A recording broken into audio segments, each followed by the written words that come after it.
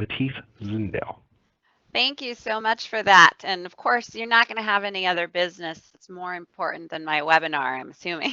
Again, my name is Catherine Matthijs Sundell. I am the CEO and founder of Civility Partners. We are a full service HR consulting firm focused on helping organizations build positive work environments. And we do everything from handbooks to all the way up to big, giant culture change projects and everything in between, but everything we do is really focused on culture.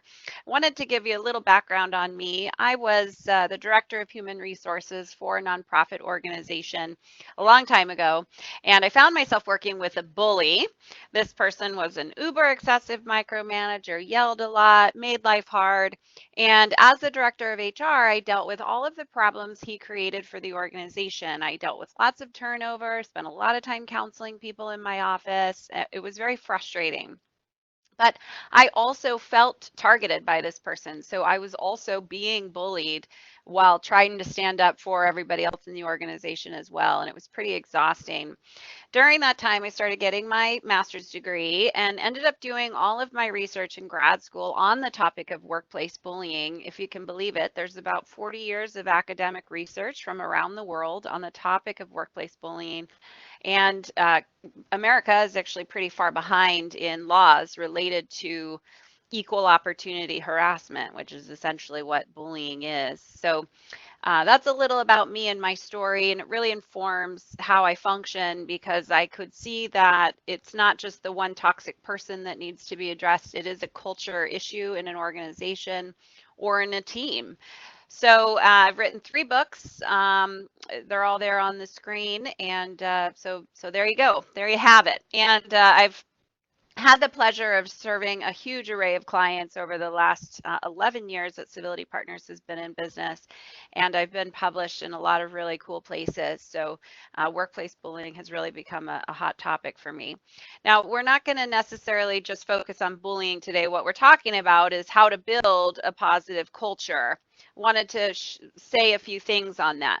First, whether you're a team manager or a leader or whatever your level is, this information is good for you. So if you're a team manager, you can use the information I'm sharing for your team and your team only, if that makes sense. If you're a higher level leader, obviously the more teams you can influence, the better, but just wanted to put that out there. If you don't manage anybody, this is good knowledge for you in suggestions that you can make to your leaders or conversations that you can have moving forward with your managers. But culture does have to come from a leader in some way, shape, or form, whether or not it's a supervisor or a leader at the top. But just wanted to kind of put that out there, that the information does, you can all apply it no matter what level you're at. Secondly, I am a pretty interactive webinar deliverer. I prefer to interact with you, so I would love it if you had questions or comments or examples, or even if you want to challenge something I'm saying, let's have a conversation about it. I have my chat box open and on my other screen so I can see it and respond to it easily. I would love for you to interact with me. It makes the webinar much more interesting for all of us. So just wanted to put that out there. Okay, so 75% of people who feel harassed never report the harassment, and that number comes from 2 different research studies with over 5,000 participants in each study, and they both came to this number of 75%. And so then we have to ask ourselves, well, how come when people feel harassed, which is an illegal behavior, they don't report that harassment to the employer? Why would that be? And 75% is obviously a large number. And of course, the answer is retaliation, that they're afraid of being retaliated against by the harasser and or the organization itself. But what's interesting about that answer is retaliation is also illegal. So it's sort of fascinating to me that the number one reason people don't report harassment is that they fear retaliation. But the organization has a policy against retaliation, and there's laws against retaliation. So I think we have to dig deeper. What is it about your organization that people are afraid of retaliation? You have a policy against it. So obviously there's a mismatch in what the policy says and the messages the organization is giving. And that is something that we have to focus on. And that mismatch is important because policies are just words on paper, right? So the culture has to inspire people to feel comfortable to speak up. So let's talk about my negative spectrum here. And I want you to understand how all of these negative behaviors work together so that you can understand the power in creating a positive work environment. So at one end of my spectrum, at the low end of the spectrum, is incivility and unprofessionalism. And, this is behavior that people aren't going to go home and cry over. They're not going to lose sleep over it, probably. Incivility might be things like a kind of a rude email or cutting somebody off in a meeting, interrupting them. But when that behavior is allowed to go on, then it starts to cause problems for people. So again, a one-time interruption in a staff meeting, probably you're going to be fine with that. But if you're constantly interrupted by the same person over and over and over again, then it will start to bother you. And it will escalate into workplace bullying, or what California law, I'm here in California, California law calls abusive conduct. So very rarely does an individual get hired into an organization and start off just bullying right away. Usually, what happens is this individual is engaging in incivility, and over time, as they gain implicit permission that that behavior is okay, they start getting more and more frequent and more aggressive, and eventually it turns into workplace bullying. So what I'm saying with that is that resolving negative behaviors, including incivility, is important. And so many organizations wait until the behavior escalates into harassment, for example, before they step in. And that doesn't work. And by the way, even though I'm saying if you're interrupted in a staff meeting, you're probably not going to go home and cry over it. Just that one time, you're going to move past it. Yes, you will move past it, but the research is pretty clear that for the rest of the day, when you are at the receiving end of an uncivil encounter, the rest of the day is basically shot. You spend much of the rest of the day thinking about that uncivil interaction. Now, conflict can certainly be negative. It can also absolutely be positive, but I have conflict where it is because certainly conflict can include incivility. If you've been in conflict, we all have, sometimes one or both parties kind of starts to go uncivil. And on the flip side, conflict can definitely escalate into bullying. So if conflict is not resolved, then it can escalate. One or both parties starts to kind of bully in order to win the argument. Now, harassment and discrimination are a form of workplace bullying. So the difference between bullying and harassment is that harassment is focused on a protected characteristic and bullying is not, but the behaviors are the same. So bullying is the overarching umbrella word for any sort of abusive conduct at work. And then if you aim that bullying at somebody because of their race, religion, sexual orientation, etc., then that becomes harassment or discrimination. Mobbing and hazing are also forms of bullying, so they fall under the category of bullying. Mobbing and hazing are about group bullying, so you have a group of people who are focused on bullying one person, and if it's hazing, the goal of bullying that one person is to get that person to come in, right? It's about indoctrination. And mobbing is about pushing that person out. So both of those words are about group bullying. Mobbing's about pushing people out. Hazing's about bringing people in. Just to kind of make my point on harassment and bullying and how similar they are. Harassment is a form of employment discrimination, and it is unwelcome conduct based on race, religion, sex, etc. This is the definition of harassment. Now, according to the law, harassment becomes unlawful when enduring the offensive conduct becomes a condition of continued employment, or the conduct is severe or pervasive enough a reasonable person would consider it intimidating, hostile, or abusive. So what I'm saying is that the stuff in the pink side, describes bullying as well as harassment, because if you're being bullied, you definitely feel like enduring the bullying is a condition of employment, and you definitely consider it intimidating, hostile, and abusive. So bullying is being described there in the pink. Bullying and harassment are not all that different. Now, at the other end of my spectrum, let's get all these back up here, is workplace violence. And violence we often think of as kind of the big things that we see on TV where there's a shooting or something like that. But much more common violence does happen every single day in many workplaces all around the world. And workplace violence is really just about creating fear. So if you're yelling at somebody with harsh finger pointing and kind of getting in their space and blocking the door, that would be considered workplace violence, even though there's no touching.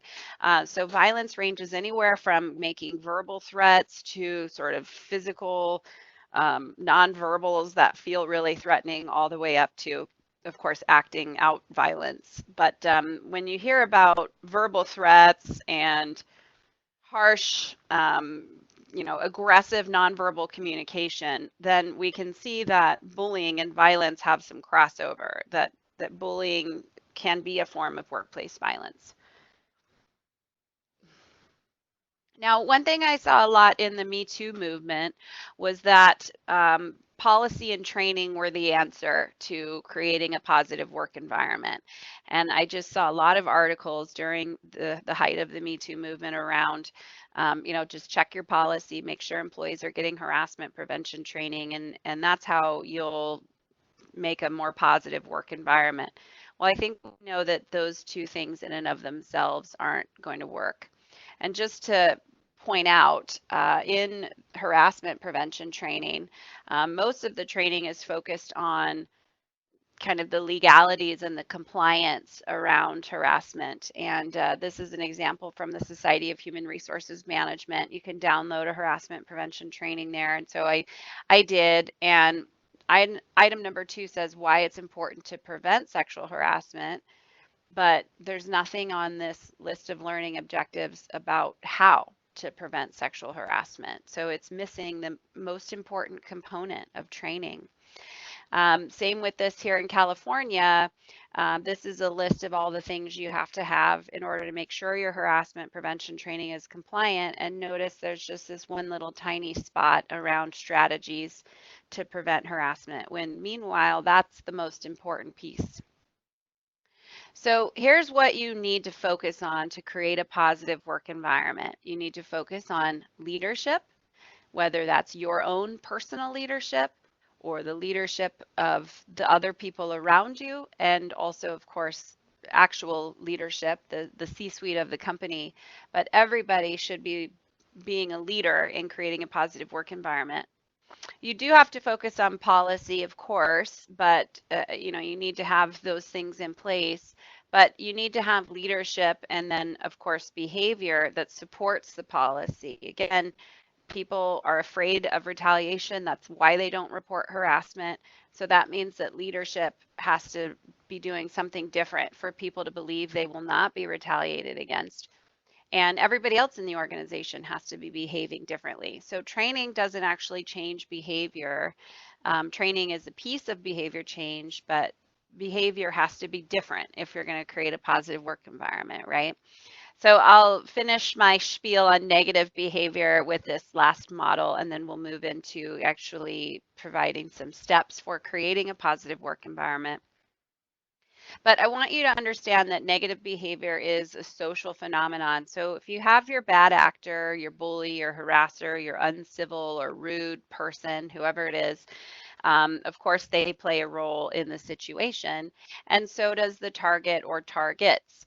So this individual is going after people, and those targets, although they don't deserve it, of course, are engaging in some behavior that sort of gives the green light. Often targets of bullying and harassment or incivility don't really speak up for themselves, and that means that the bad actor gets the impression that they have permission to continue to go after that target.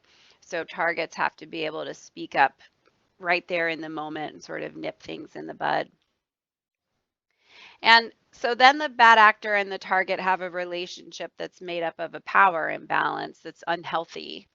And that's what they have in common is the power imbalance. Now, organizational members play a role in this bad behavior.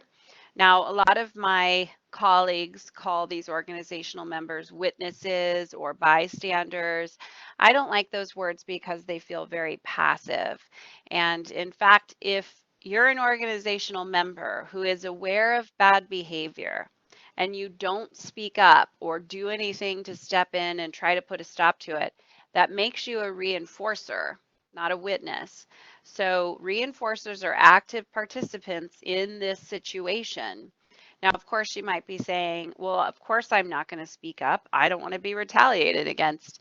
But that gives you, or what you're doing is giving permission for this individual to engage in that way. So you're actually sending a very loud and clear message with your silence, something to consider. So your silence is supporting the bad actor and damaging the target, and the target's sort of left to fend for themselves. Now, on the other side, the organization's culture definitely plays a role in this behavior being allowed to flourish or not.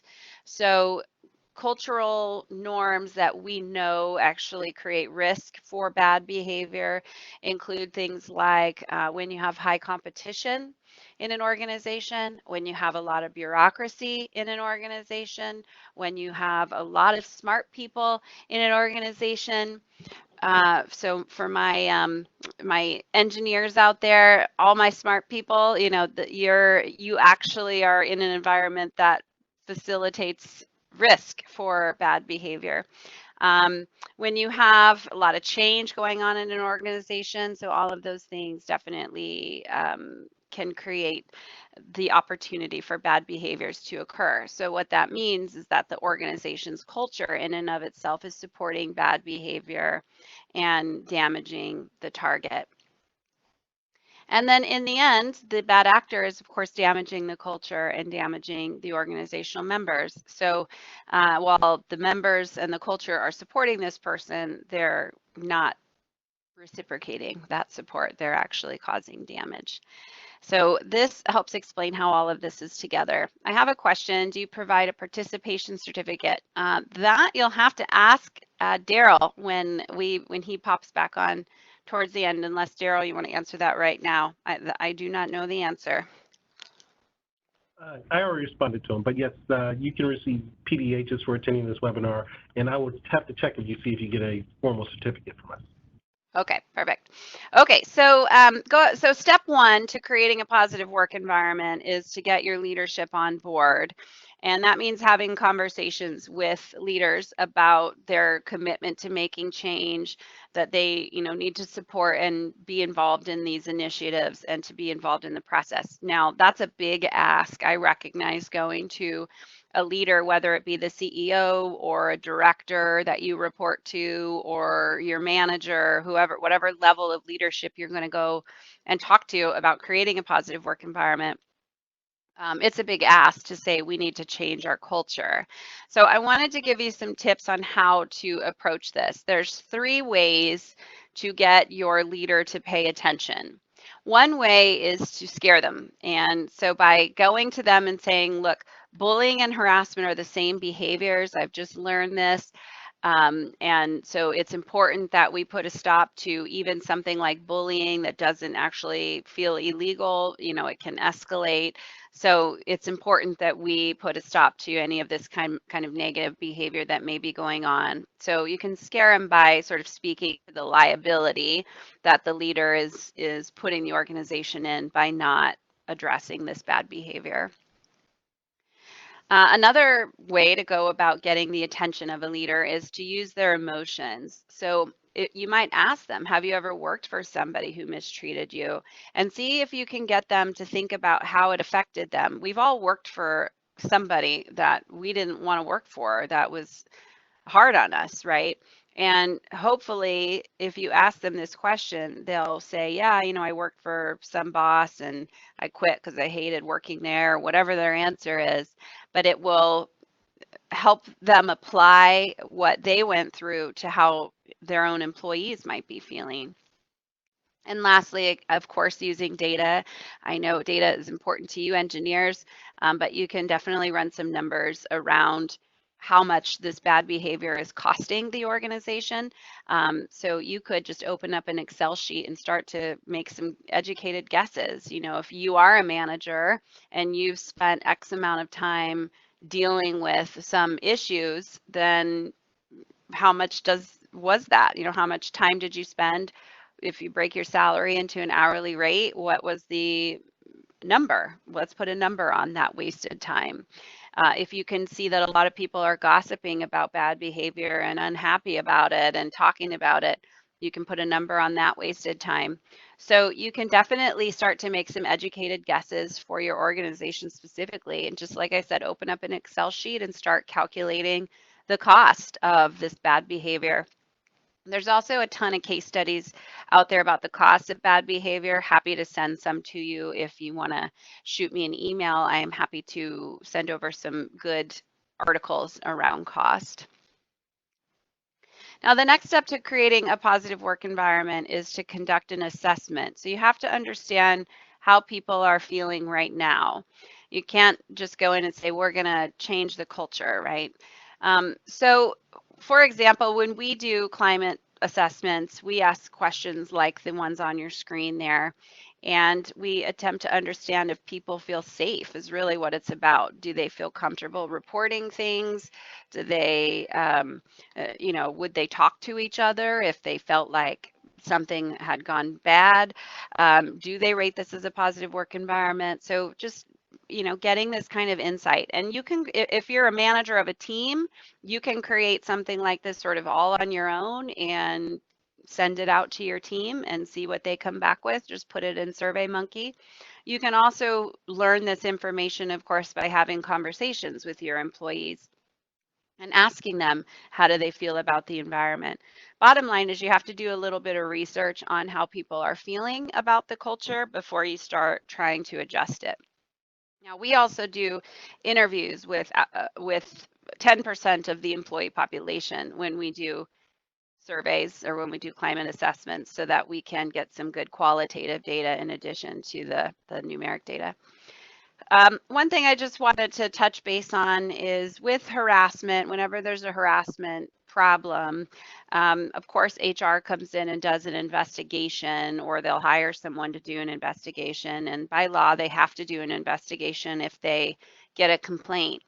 Investigations are important. They're good for one reason only, though. Investigations are about understanding the facts of a situation and if it actually happened or not. So the question for an investigator is, can I prove that this did happen or did not happen? And that's, you know, the sort of the hypothesis with an investigator.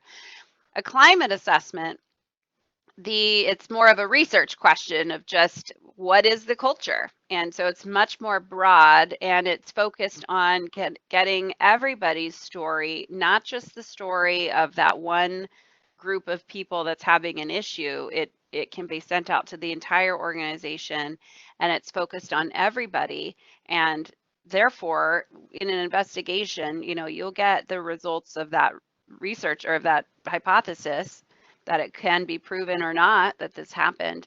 But with the climate assessment, you'll be able to understand how everybody's feeling, and then you can create some action items for the entire organization. So assessments are just a more global type of a assessment. Okay, so then your third step is to develop action items around whatever you learn. So if you're going to go and talk to your employees to find out from them how are they feeling about the culture, you're going to learn some things, and then you can create some action items around solving those things or making improvements, right?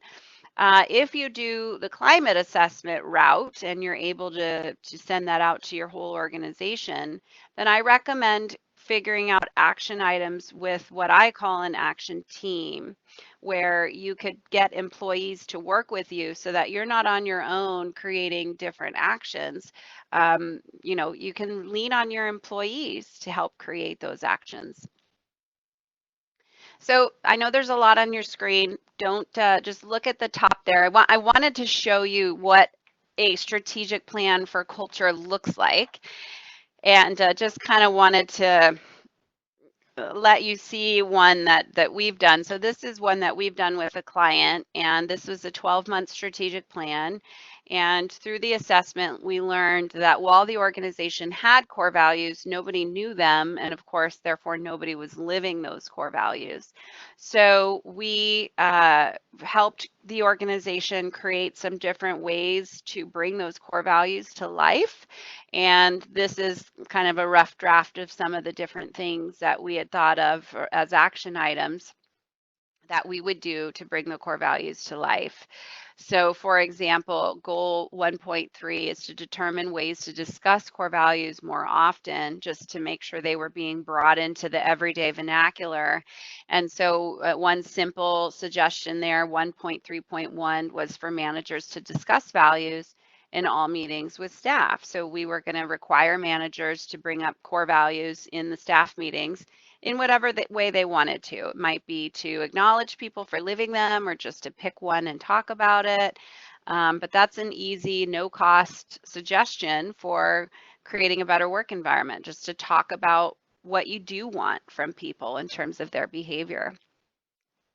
Another fun idea might be 1.3.2, ask employees to discuss a core value on a recording, and then you can hold a viewing party of everybody's different answers. Um, so different ways to go about in doing this. So just wanted to share with you that culture and environment feels pretty abstract, but it can be, just like anything else, broken down into actual tangible steps that you can then execute in order to create a different kind of environment. Step 4 is to, in fact, use your company's core values.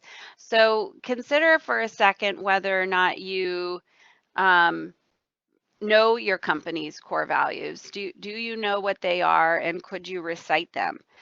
I'm going to take a sip of water while you think about it.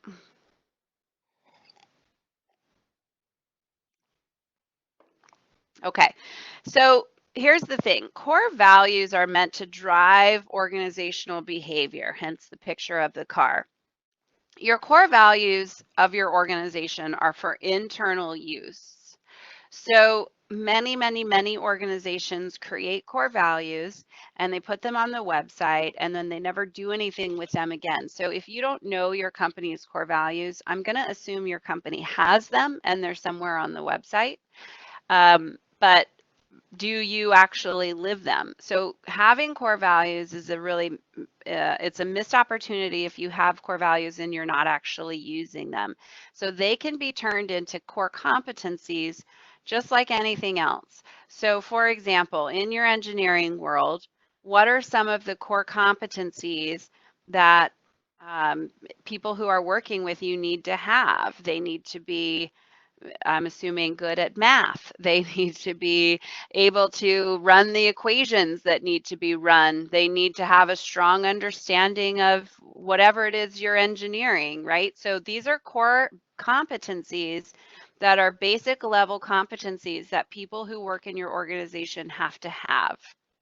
Well, behavior and core values can be seen just like that. So just like your employees have to have some basic engineering knowledge in whatever it is you're working on at your organization, you could say, well, you also have to have some basic knowledge on being respectful.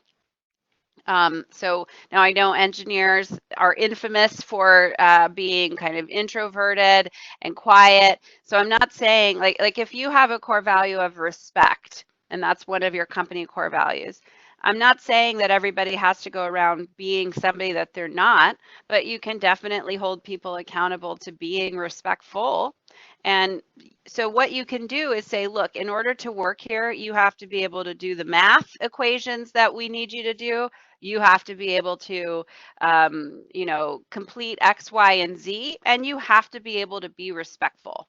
And so you can hold people accountable to your core values, just like you're holding them accountable to all of those other job related tasks. Now I have a question here. Do you offer any research on the subject? And please send us the relevant materials. That's a big ask.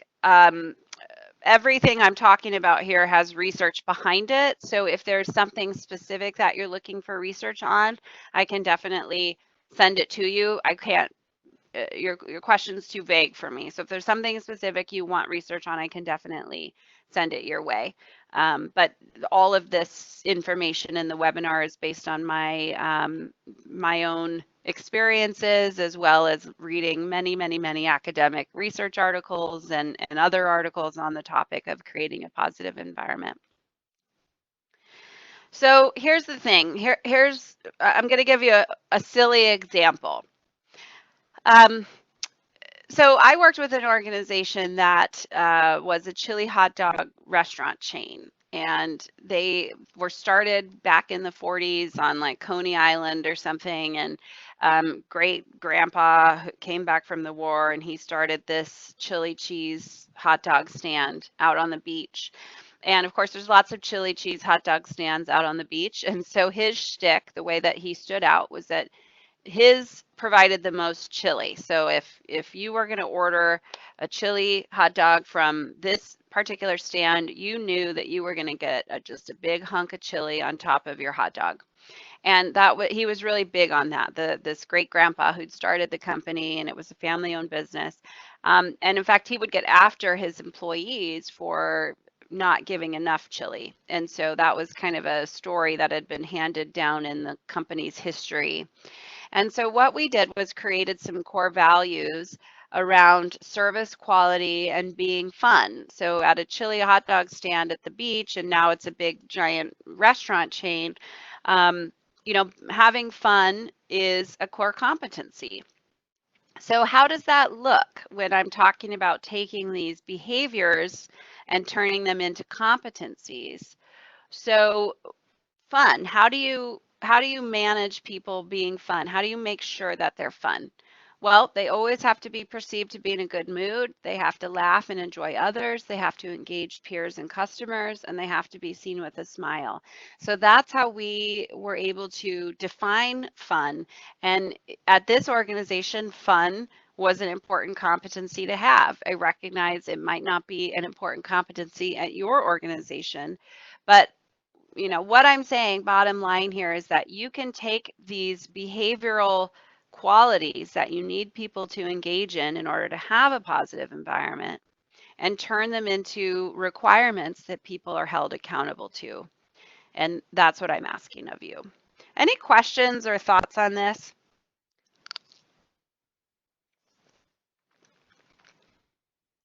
Is this making sense, hopefully? I think it's making sense. Perfect. Thanks, dear. Yeah, I have a question. Yeah. You were talking about the climate assessment, and so I'm wondering, do you find that the climate assessments are successful? Because people don't always tell the truth when you even send out a large survey to the whole organization. Well, I think it depends on who sends the survey out. So if the survey is being run by somebody internally, I think the likelihood of people being honest definitely goes down, even if that internal person sending it says it's anonymous, et cetera. Everybody knows they can look at your IP address and all that.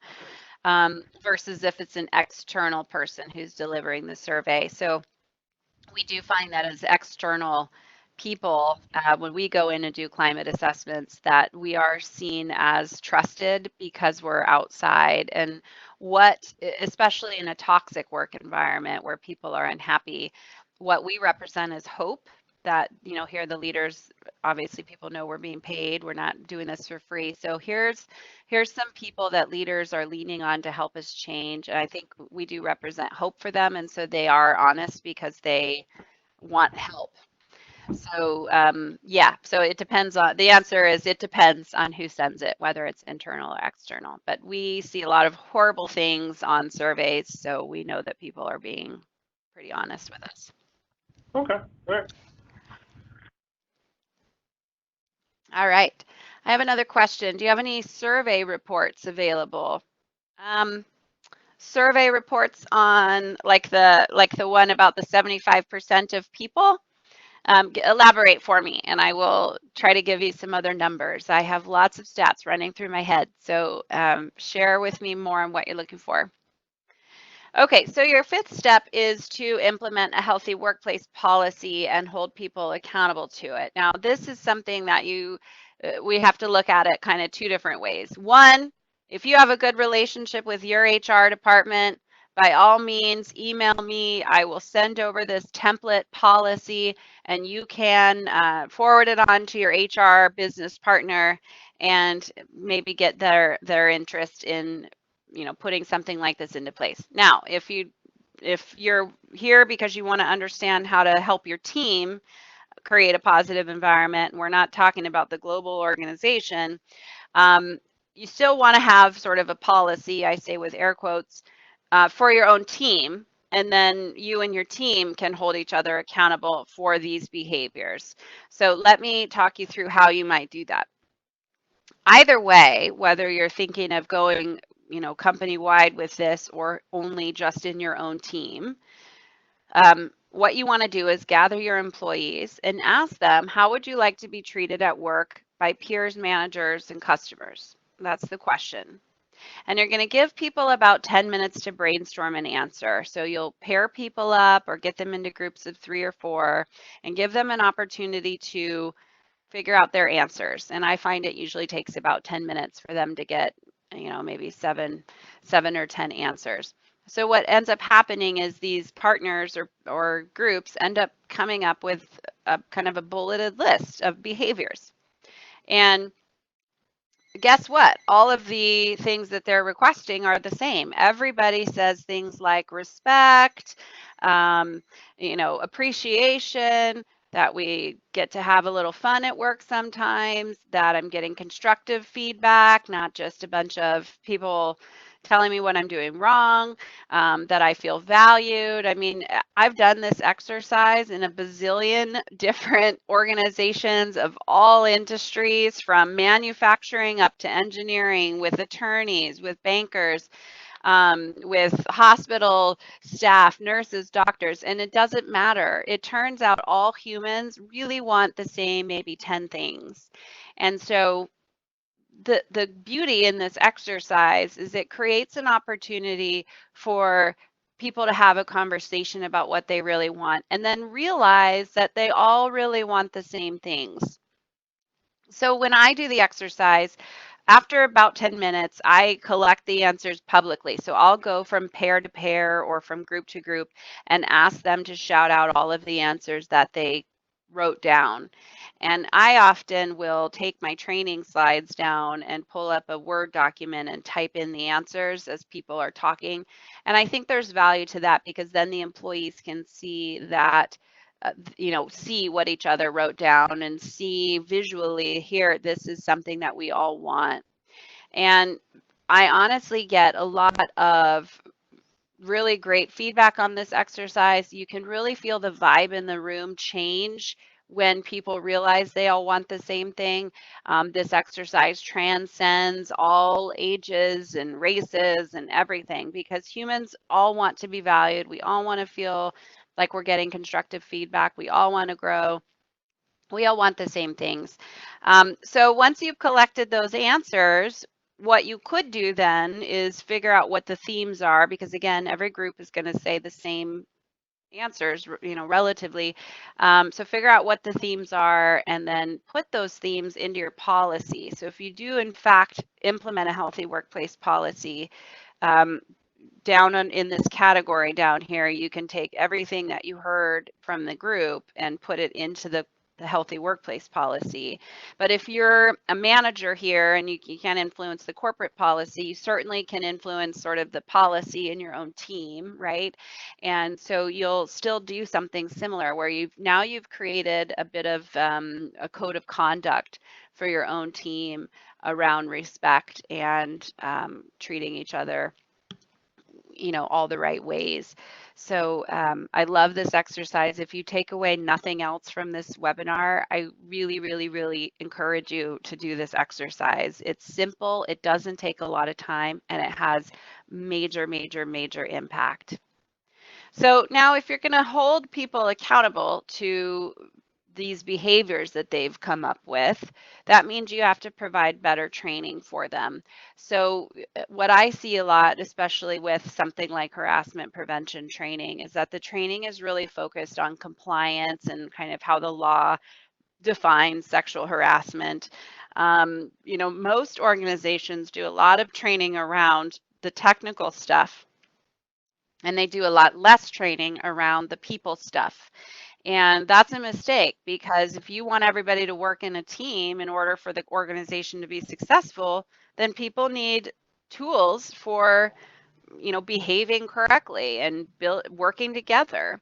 So what that means is that managers need training on things like setting behavioral expectations, not just performance expectations. So you probably set expectations all the time around timelines, how to get things done, that you expect your team to have, XYZ by Friday. That's all you setting expectations. But what about behavior? Doesn't it make sense that you would set expectations about behavior? So that ties back into that exercise. If you do the exercise, this is something that your team now came up with. And so now you can hold them accountable and set the expectation that they now behave in this way. And it's something that you can really lean on in order to hold people accountable. I do think all managers need training in how to manage behaviors like incivility up to bullying. Of course, with harassment, that you go straight to HR, but definitely, do you know how to step in and manage when somebody's coming across as uncivil? And actually, I'm going to share a story with you. So one of my big toxic work environment clients that I've been hired to help, and we do specialize in toxic environments. What happened, this was an IT company or department in a larger company, and IT is much mostly filled with men, and so we had a few women in there, and one woman in particular, she went to her manager and she told the manager, I feel like I'm being discounted. I feel like there's eye rolling in the staff meetings. I feel like, they sort of ignore my ideas. Nobody ever wants to take them in. I feel like I'm being excluded in my team, and of course everybody else is male. I don't know if it has something to do with it, but I'm not feeling included.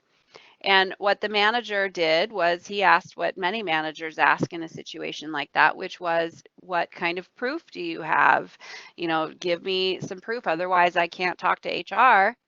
And something else he said was, it sounds like maybe it's something that you need to work through. So you're going to have to go and resolve it.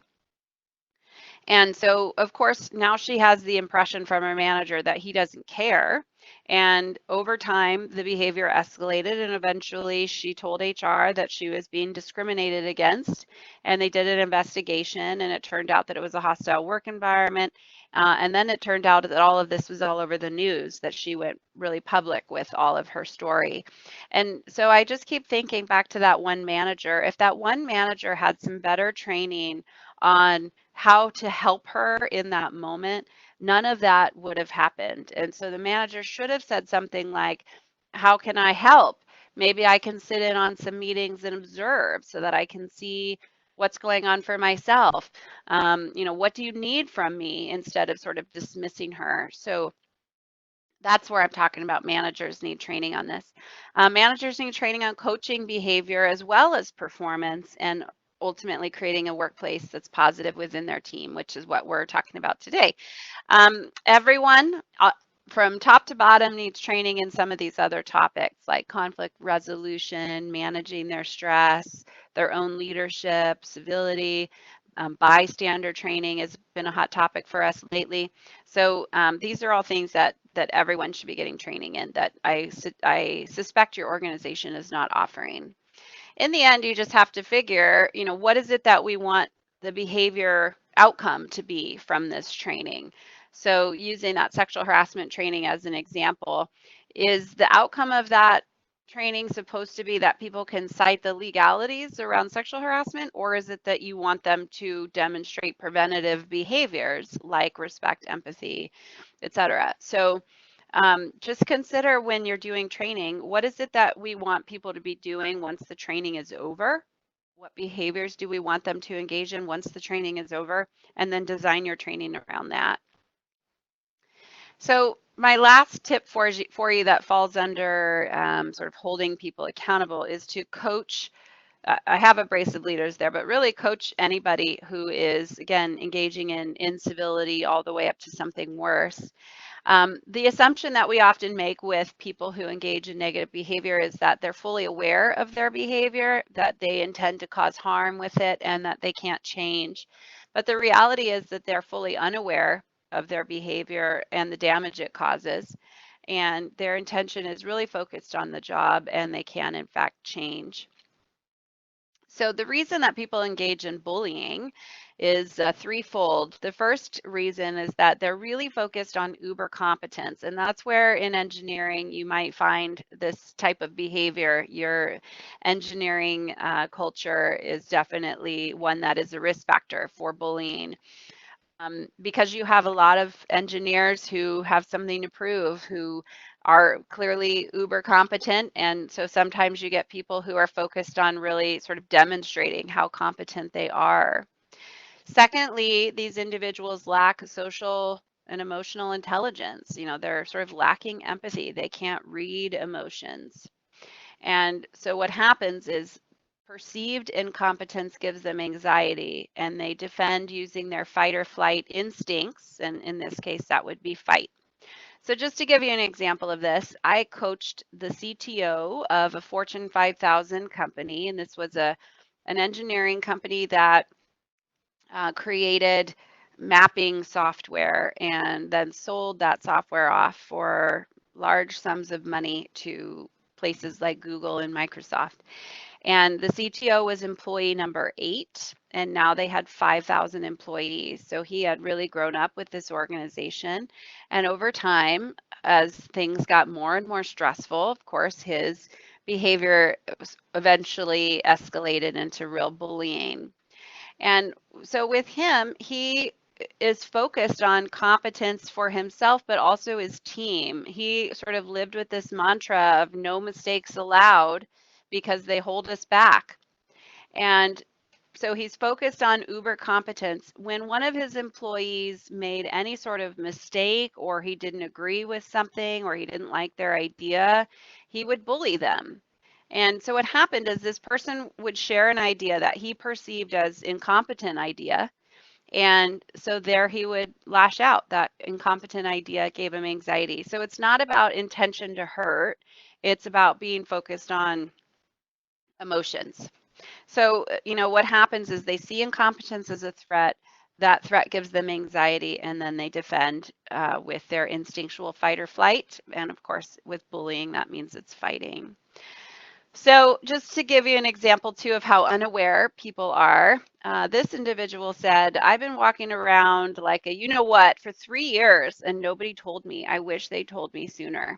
So Joe was somebody I met with to coach, and this was during our first conversation together. I was asking him how he was feeling about coaching, and he was of the mindset that nobody had ever told him, and why would they let it get so bad to where he needed a coach? Couldn't they have told him earlier on and then he could have corrected? And what's interesting about this is he had been told many times about his behavior and he just didn't hear it. So it took a coach to help him really see what was going on. Art, that's my CTO from that I was just talking about. One of the things that he said to me was, "I'm just managing the way that I'm managed. You should see the C-suite meetings." So being employee number 8, he learned leadership from the owner of the company and other leaders that were brought in, and so he was just managing in the way that he'd been taught. And he was really focused at first on why aren't the other people getting coaching? And it was like, well, I don't know. You have to ask HR, but you've been selected to be coaching with me. And actually, the C-suite meetings were so bad that one of our strategies that we came up with during coaching is that he wasn't going to go to the C-suite meetings anymore because they were so bad. So he realized they were really affecting him and he just needed to back out. So he decided he wasn't going to go. So how do you, as a manager, how do you coach somebody who's engaging in this type of behavior? So here's a great script for you to use, which is, we've had a steady stream of complaints about perceptions of interactions with you. We don't see this with other managers. This is not acceptable and cannot continue.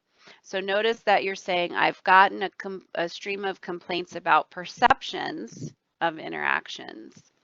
And of course, this person's going to come back and say, it's not true. That's not what happened. You only know their side. Don't you want to know my side? They're just sensitive, etc. And then you're going to respond with, I don't know what happened. I wasn't there, but I do know one thing for a fact, which is that several people feel they are being treated disrespectfully, and that one fact has to change. So that's how you get them, because a lot of times, of course, people are going to deny being accused of negative behavior. So you're going to come back and say, look, I don't really know what's going on, but I do know that this is how it's perceived. And so that perception has to change. So that's a script for you to use as you're holding people accountable.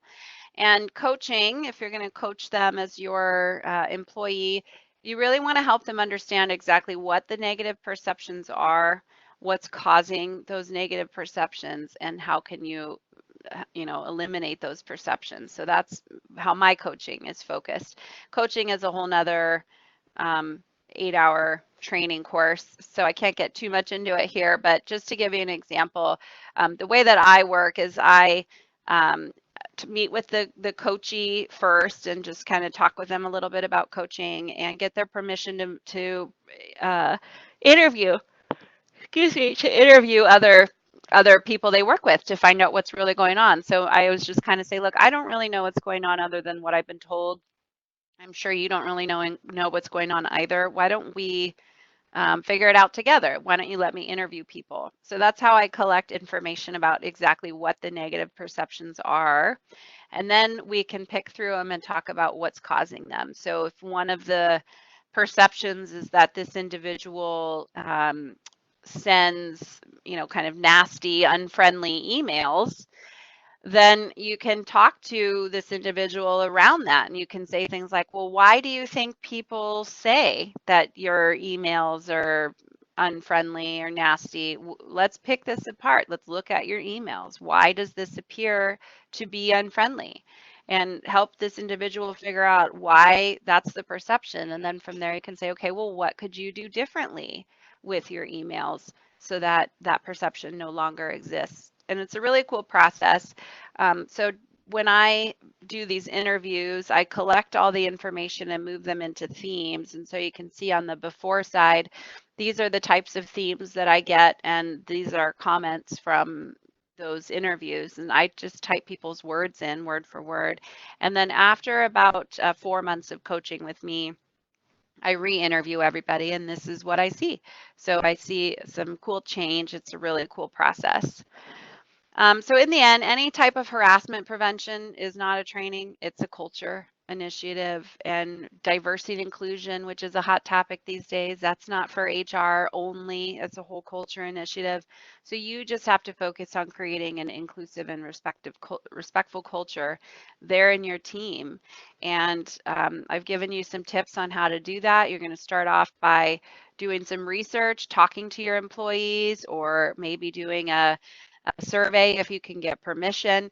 You're going to make sure that you then have action items around what you learn in the survey. And then you're going to make sure that people are living the core values that your organization has put forward. Core values are a real missed opportunity. So by all means, start leading on those.